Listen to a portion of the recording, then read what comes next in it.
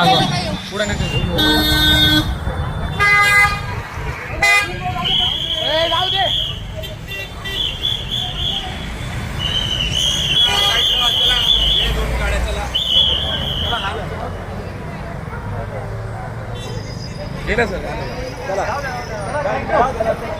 आज accused number 2ला कोर्टामध्ये produce करण्यात आलं होतं, जे सन्माननीय JMFC कोर्टापुढं, व त्याची फर्दर कस्टडी 7 दिवसाची मागण्यात आली होती.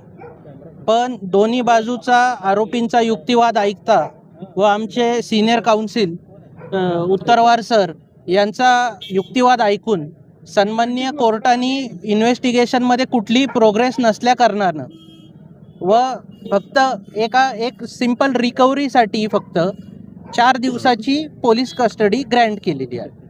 आमचा युक्तिवाद एवढाच होता की 7 दिवसाची पोलीस कस्टडी दिली गेली असताना ज्या ज्या रिकव्हरीज करायच्या होत्या त्या सगळ्या पूर्ण झाल्या पाहिजे होत्या.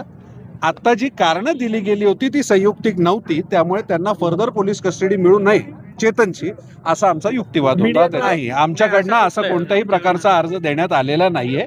आता अत्यंत प्रिलिमिनरी स्टेजमध्ये इन्व्हेस्टिगेशन आहे. मीडियाला काय कळवायचं नाही कळवायचं हा सर्वस्वी पोलिसांचा भाग आहे. त्यात वी आर नॉट. आज पोलिसांनी दोन्ही आरोपींना न्यायालयासमोर हजर केलं होतं. न्यायालयासमोर हजर केल्यानंतर त्यांच्या रिमांड रिपोर्टमध्ये पोलिसांनी जी पोलीस कस्टडीची कारणं दाखवलेली होती त्या कारणांवरती आज युक्तिवाद झाला. दोन्ही बाजूंची बाजू ऐकून घेतल्यानंतर न्यायालयाने त्यांना 5 दिवसाची पोलीस कोठडी देण्याचा निर्णय घेतलेला आहे आणि त्यांची पोलीस कोठडी 3 जुलैपर्यंत वाढवलेली आहे. आज आम्ही मीडिया ट्रायल वरती निर्बंध करावा यासाठीची विनंती कोर्टाकडे केलेली आहे.